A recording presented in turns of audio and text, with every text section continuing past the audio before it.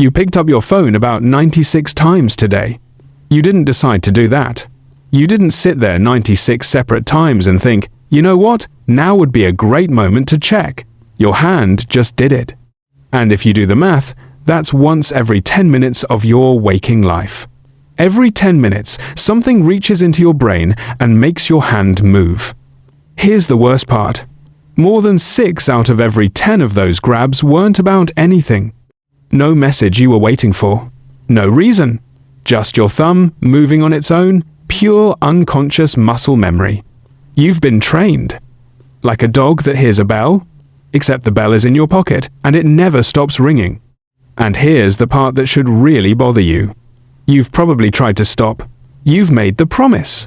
Okay, that's it. I'm cutting back. I have willpower. I'm an adult. And then 45 minutes vanish and you're watching a raccoon eat cotton candy with zero memory of how you got there. So you decided it was a you problem. That you're weak, lazy, bad at self-control. That everyone else has this figured out and you're the broken one. I'm going to tell you why that is completely, provably wrong. Because the reason you can't put your phone down has almost nothing to do with your willpower. It has everything to do with a psychology experiment from the 1950s, a slot machine, and a small group of very smart people who studied exactly how to steal your attention and then admitted, on the record, on camera, that they did it on purpose. Let's start with a rat. Back in 1957, a Harvard behavioral psychologist named B.F. Skinner published a book called Schedules of Reinforcement. And Skinner had this contraption. We now call it the Skinner box. Basically a little chamber with a lever, and inside he'd put a rat or a pigeon, and he'd study how the animal behaved depending on when it got a reward. Now here's the part that matters. Skinner tried a bunch of different reward setups, and he found the one that drove the animals absolutely insane. It wasn't giving them food every single time they pressed the lever. That's boring. The animal gets full, wanders off. And it wasn't giving them food on a predictable timer either. The setup that hooked them the hardest was the random one. Press the lever, sometimes nothing. Press it again, nothing. Press it again, and boom, food. The animal never knew which press would pay off, but it knew that, on average, pressing kept working. So it just kept pressing, and pressing, frantically, long after a rational rat should have given up. Skinner had a name for this. He called it the variable ratio schedule, and he pointed out something that should have scared everyone in that room. He said this exact mechanism, this you don't know which try wins, but keep trying, is the reason slot machines are so addictive. It's the reason people sit in front of a machine in Vegas for 6 hours pulling a lever, chasing a payoff that comes on a schedule they can't predict. So, rat presses lever, sometimes gets food. Human pulls slot machine handle, sometimes gets money. Now I want you to do something for me. Open your favorite app, the really bad one, and do that thing where you drag your thumb down at the top of the screen and let go, and it spins for a second, and new stuff loads in. That's called pull to refresh. And I need you to sit with how insane it is that the motion your thumb just made is physically almost identical to pulling the handle on a slot machine. You drag down, it spins, and then the reward loads. Sometimes it's garbage. Some ad, some post you don't care about, no jackpot. And sometimes it's a notification that 11 people liked your thing, or a video so perfect for you it feels like the phone read your mind. You don't know which one you're going to get. But, you know, on average, pulling keeps working. Congratulations, you are the rat. I am the rat. We are all pressing the lever. There's a former Google design ethicist named Tristan Harris who gave this its perfect name. He's the guy who stood up and said, look, this thing in your pocket isn't a phone. It's a slot machine. Every time you check it, you're pulling the handle to see what you got. He said it out loud, to the whole world, and it landed like a bomb, because everyone kind of knew he was right. And here's the thing, this wasn't an accident. And I know that, because the guy who invented Pull to Refresh told us. His name is Loren Brichter. He built it into an app that Twitter later bought. And years later, he sat down with The Guardian and basically apologized for it. He said he'd spent a lot of time thinking about whether what he made had a positive impact, And he flat out said pull to refresh is addictive. The man invented the lever and then said, out loud, yeah, my bad, that thing's a slot machine. And he's not the only one who confessed. Sean Parker, first president of Facebook. Back in 2017, he stood up at an event and said something that, if you actually listen to it, is genuinely chilling. He said the thought process behind building these platforms was, and I'm paraphrasing closely here, how do we consume as much of your time and conscious attention as possible? And the way they did it, he said, was to give you a little dopamine hit every once in a while. Someone liked your photo, someone commented, and that hit makes you post more, to get more likes, to get more hits. He called it a social validation feedback loop. And then he said the quiet part out loud, which is that they knew what they were doing. His words were something like, and we did it anyway. Then you've got Chamath Palihapitiya, an early Facebook VP, who went even further and said the short-term, dopamine-driven feedback loops they created are, quote, destroying how society works. So just to be clear about where we are, the people who built the machine are now going around telling us it's a machine. This isn't a conspiracy theory. This is the confession tour. Now, I keep saying dopamine, and I need to fix something, because about 90% of the internet gets this wrong, and I refuse to be part of the problem. You've probably heard dopamine described as the pleasure chemical. Like every time something feels good, your brain squirts out dopamine, and that's the happiness. That is not really what's going on, and the truth is so much creepier. Dopamine isn't mostly about the pleasure of getting the reward.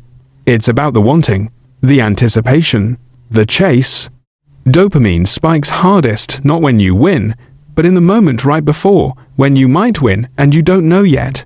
The chemical isn't rewarding you for the good video.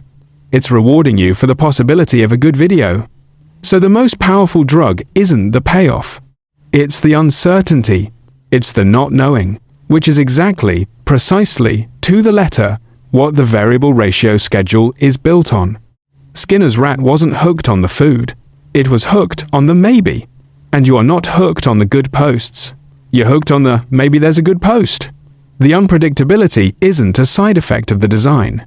The unpredictability is the design.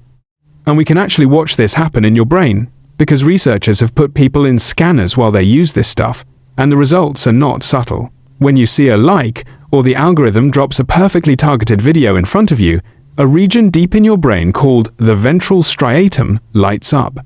That's a core part of your reward system. And here's the uncomfortable part. It lights up in the same way it does when you eat high-calorie food, or win actual money, or, use addictive drugs. Same neighborhood, same wiring. There's a widely cited review from around 2024 that looked at what happens when a short video app flips you between boring content and a big hit, that classic variable ratio flicker. And it reported that the gamma waves in the brain, the ones tied to intense excitement and reward anticipation, jumped by roughly 62%. Now, take the exact number with a grain of salt, but the direction is the point. That's your brain going, ooh, maybe this next one. And at the same time, in people using this stuff heavily, day after day, the prefrontal cortex, the part of your brain responsible for rational control, for focus, for impulse control, for the little voice going, hey, maybe we should stop, that system's performance was estimated to drop by something like a third. So let's just put those two together. The part of your brain screaming, more, maybe the next one gets turbocharged. And the part of your brain going, okay, that's enough, gets quietly turned down. At the same time, on purpose, by design. That's not a fair fight. That was never going to be a fair fight. You are bringing a to-do list and a New Year's resolution to a battle against a system engineered by some of the smartest, best-paid people on Earth, whose entire job is to make sure you pull that lever one more time. And it's working. On all of us. The average person now spends somewhere around 2.5 hours a day on social media. For the people really locked into short video, the main heavy users, it's closer to 95, 120 minutes on a single app. And at the extreme end, the genuinely addicted, we're talking 4 to 6 hours a day, in one app, scrolling. That's not a hobby. That's a part-time job you're not getting paid for. working for a company that studied your rat brain and built a better lever. So look, here's where I land, and it's kind of two things at once, and they don't quite feel like they should fit together, but they do. The first thing is a relief, honestly. It's not your fault. You are not weak. You are not broken. You are not the one person on earth with no discipline. You are a completely normal human being with a completely normal brain. And that brain is running software that's 50,000 years old. And it is being played, expertly, by tools designed in a lab specifically to beat it. Of course, you can't just willpower your way out. Nobody can. That's the whole point.